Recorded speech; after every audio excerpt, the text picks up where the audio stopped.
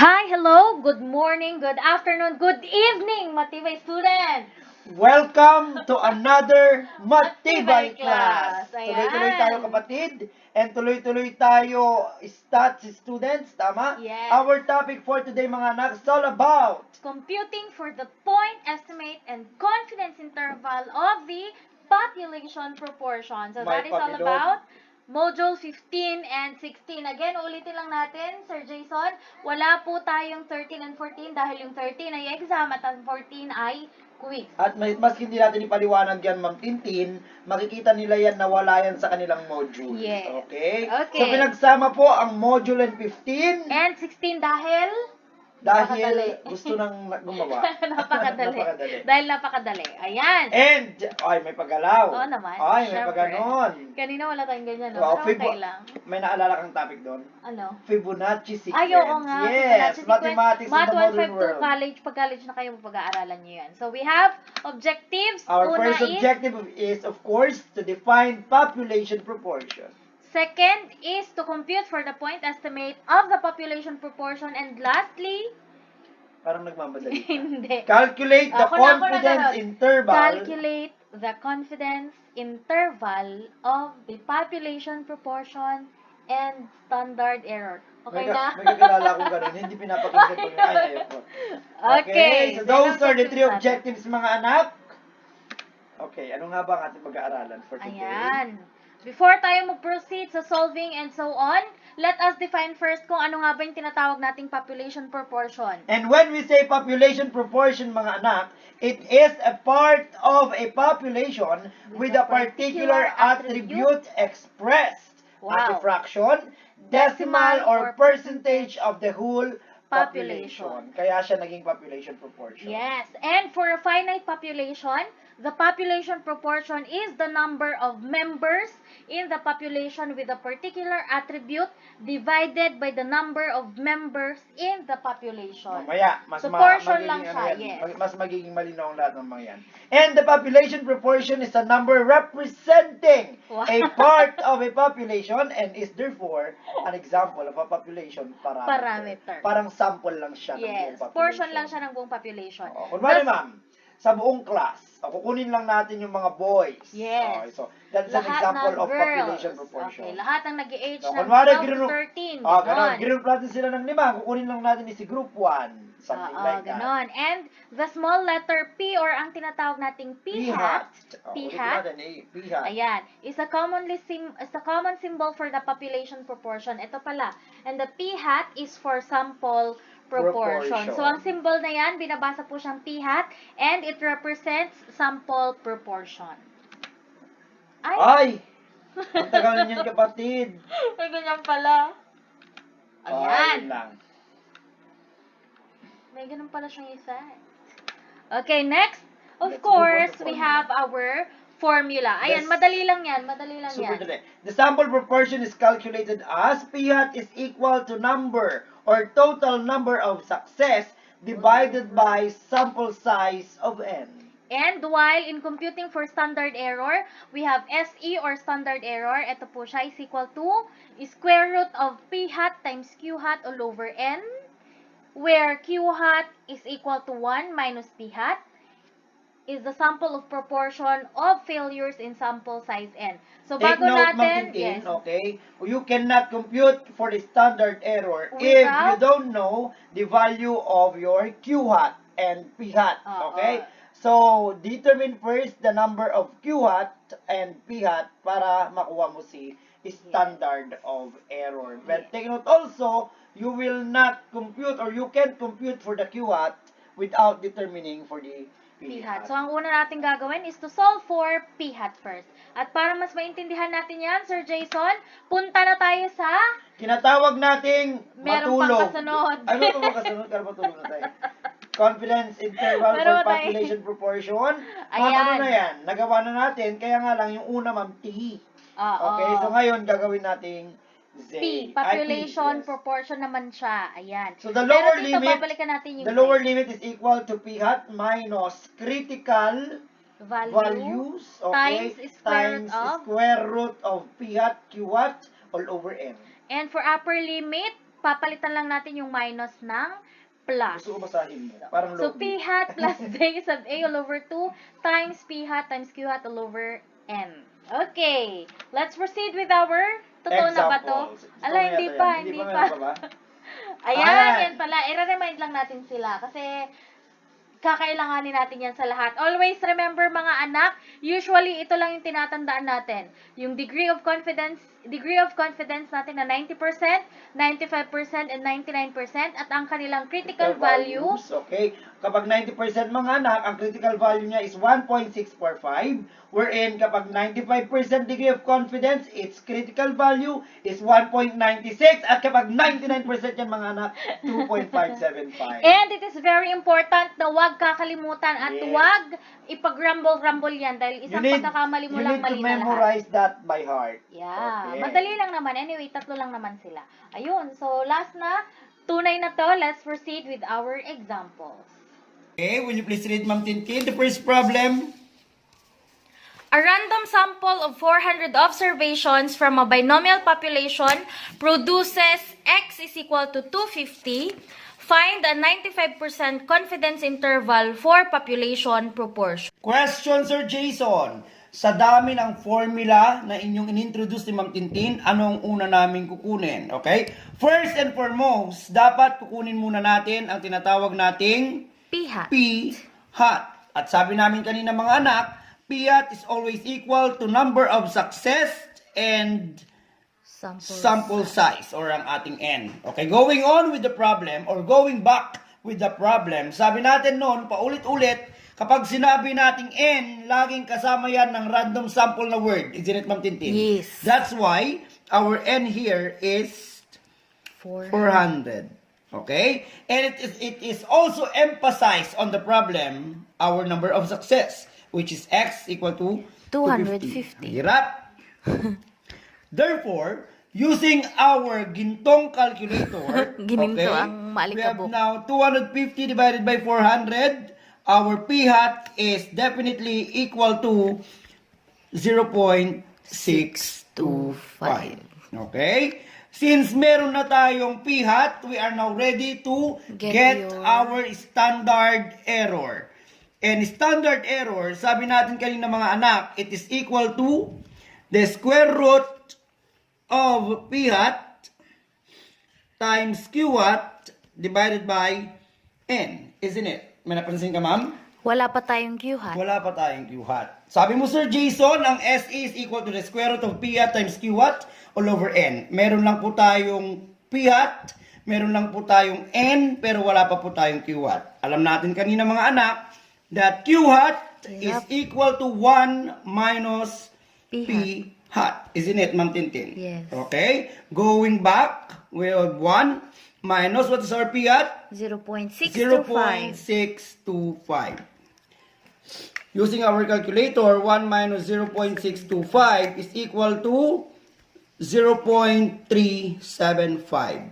Okay? Meron na tayong P hat, meron na tayong Q hat, meron na tayong N. Therefore, we are now ready to find our standard error. Okay? SE now is equal to the square root of, what is our P, ma'am?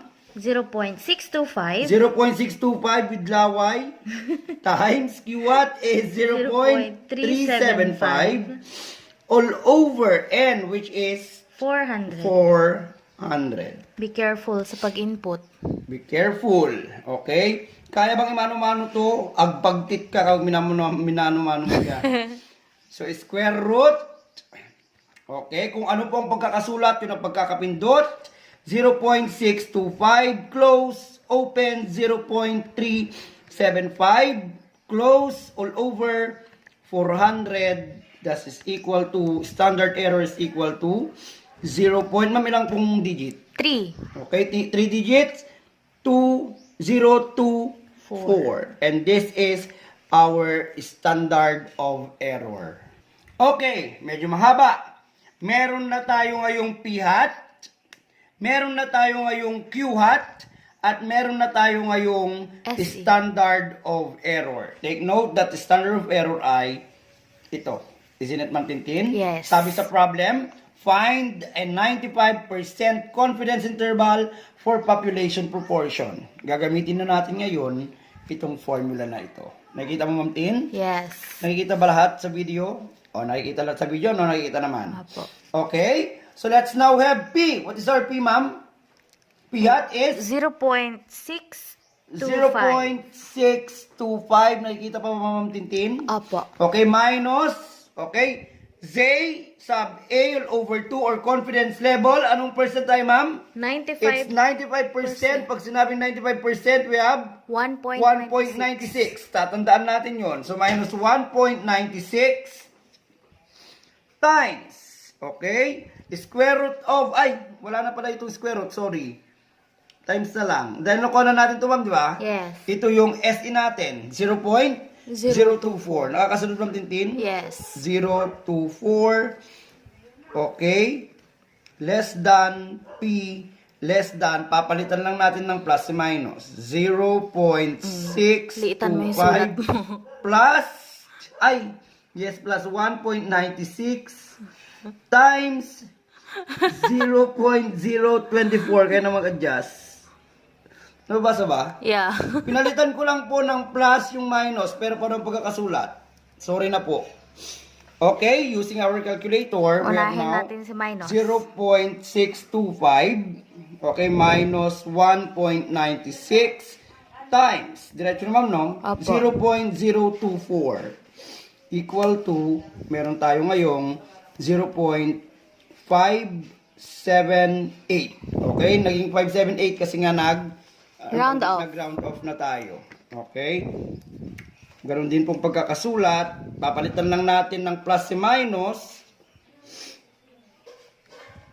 Equals, so 0.672. Okay? So our population proportion is in between 0.578 and 0.7672. Are we clear, Ma'am Tintin? Yes. Again, our population proportion is in between 0.578 and 0.672. Okay. Go. Ang pangit na, puro bakat na sir. Okay. Let's proceed with our second example. Pakibasa, Sir Jason. Oh. Among 1,000 Filipino women included in a survey showed that 810 are conscious of their figure and 975 exercise twice a week. Okay tayo doon. Letter A. Go, Ma'am Tintin. Find the best estimate of the proportion of all Filipino women who are conscious of their figure and calculate the standard error. We How also will you read have this one? Beast. Best.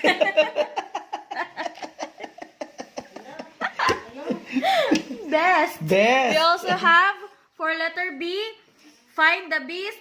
Okay na. Okay na. Find the best estimate of the proportion of all Filipino women who exercise twice a week and calculate the standard error. So one question, ma'am, with two. Ay, So, ang first question natin Ayan, is dalawa. yung conscious one problem, two two questions. questions. Okay. And yung second question natin or yung letter Twice. B is yung nag-exercise twice a Twice. week. Okay. So, unahin natin sa letter A. Find the best estimate of proportion of all Filipino women who are conscious of their figure and calculate the standard Kaya mo error. yun. So, pag sinabi nating best estimate, it is referring to P hat. Ang arte. We are referring to P hat. At kapag sinabi nating P hat, alam natin na ang formula is X all over N. Gaya ng sinabi ni Sir Jason, ang X ay palaging kasunod ng Yung N. ang N ay laging kasunod ng word na Random sample. random sample. So, if you're going to look at this one, wala namang random sample dyan. Among 100 Filipino women included in a survey show that 810 are conscious of their figure. Ayan, ito yung sinasabi ko kanina. Kapag wala kang nakitang word na random sample sa given problem, always remember na si N ay dapat laging mas mataas kesa kay X. X. Ulitin ko, si N ay dapat laging mas mataas kesa kay X. So, looking back, going back to our problem, ano dyan yung pinakamataas na number? 1,000. So, understood na ang n natin ay 1,000. Actually, technique lang yan, ma'am. Technique Yeah, lang. kapag walang word na random sample. Yes, pero they should analyze still the problem. Yeah. Kasi makikita naman nila eh. Next, our X. Ang tinutukoy natin sa letter Number of A success. ay yung Filipino women who are conscious of their figure. Ilan dito ang conscious sa kanilang figure? Given, we have 810. So, ang gagamitin natin for problem letter A is 810. So, we have now 810 divided by 1,000 using our mahiwagang inaalikabok na calculator. We have 810 divided by 1,000 is equal to 0.81. So we have 0.81. Next, para ma-solve natin si standard error, kunin muna natin si Q hat. Q hat, our formula for Q hat is 1 minus P hat. So meron kang 1 minus your P hat is 0.81. So 1 minus 0.81 is equal to, 0.19. So, it is equal to 0.19. Meron ka ng P hat, meron ka ng Q hat. Let's now solve for SE. It is equal to square root of P hat times Q hat, or P times Q all over N. Meron na tayong P and Q. Let's substitute. Our P is 0.81 times 0.19 all over. Our N is 1,000. Kung paano ko sinulat, yun din dapat ang pagkakasunod-sunod. So, we have fraction sa loob, 0.81 times 0.19 all over 1,000. Ayan. It is equal to 3 decimal points tayo. So, we have 0.0124. So, ang standard error natin... Dapat hanggang 2 lang. Nabagtit na. So, ang standard error natin for letter A is 0.012. Yan ay kapag ang hinahanap natin is yung mga conscious sa kanilang figure. Interval na, ma'am. Yung interval muna. Hindi mo ako na interval nito? Mamaya. Ay, mamaya. O, sige. For letter B, we have find the best estimate of the population of all Filipino women who exercise twice a week. Calculate the standard error. Going back to the problem, ilan dyan sa Filipino women ang nag-exercise twice a week? We have 975. So, kunin natin ang P hat. We have X all over N. Given kanina ang N natin ay 1,000. 1,000. Kasi isang problem lang po tayo. Our X is 975. So, let's calculate. 975 all over 1,000 0.97 is equal to 0.975. Let's solve for Q hat. Ma'am, We bakit have- kanina 2 digits lang? Ay, sulat lahat. Oh, yes. Sulat natin lahat. So, we have 1 minus P hat is equal to 1 minus 0.975. It is equal to 0.025. Meron ng Tingnan P mo nga. hat, meron ng Q hat. Tama. Tama.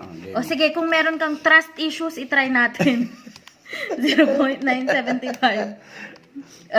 Diba? Baka kasi sabihin nila. Baka sabihin nyo, Scripted kasi. Ayan. So, for SE, we have square root of P PQ. times Q all over N. But our P is 0.975 times 0.025. Lahat sila kasama sa square root. All over 1,000. N is 1,000. So, we have now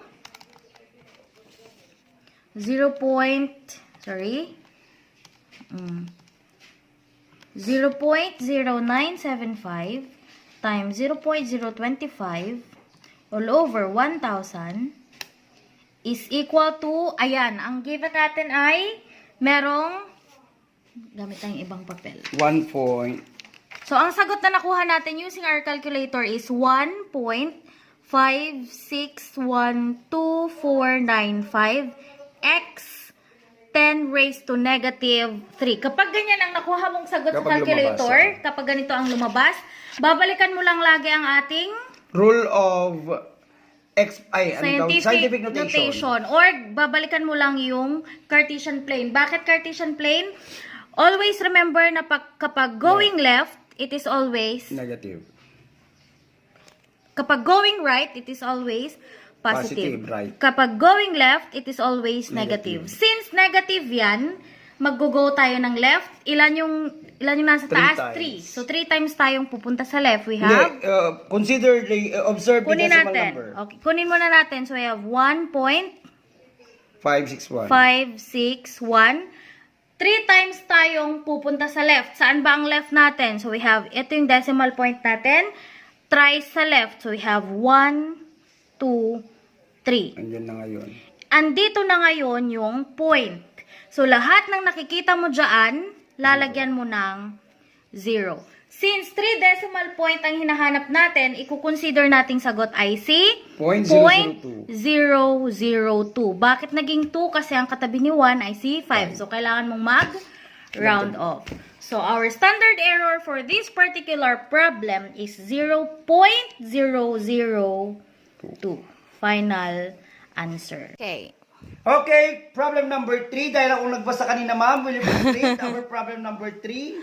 Compute the confidence interval of population proportion among 1,500 Filipino women included in a survey showed that 810 are conscious of their figure and 765 exercise twice a week. Based on the survey result, consult a 95% confidence interval for the population of all Filipino women who exercise twice a week. Okay, in this particular problem, ma'am, they should analyze the given problem. Yeah. Because our main problem here, or the question is, the Filipino women who exercise twice a week. Okay?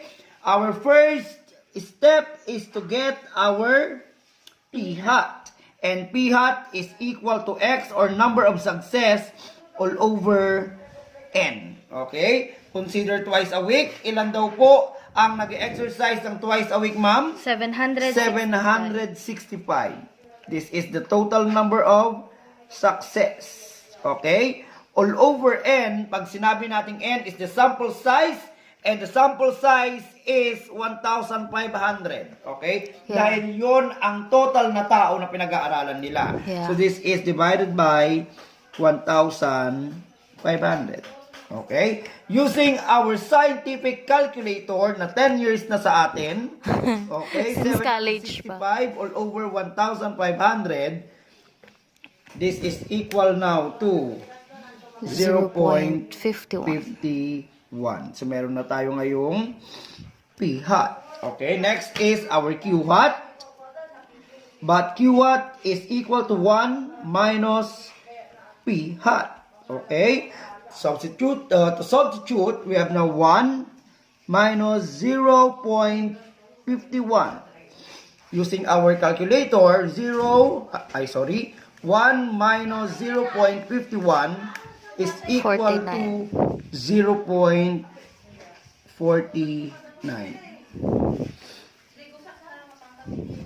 Next, we also have our standard of error. Standard of error is equal to the square root of Nakikituto dun. P PQ times Q all over N. N. Okay? Substitute. We have now square root of P, which is 0.51 times 0.49 all over. Our N is 1,500. 1,500. Equal to Kleng. Okay, square root. Okay, 0.51, 0.49, all over 1,500. Syntax error. Equals. Ba't yung tax error? Hindi mo nilagyan ng parenthesis. Hindi ko na yung parenthesis. Sorry na. Alam mo na yung sinabi.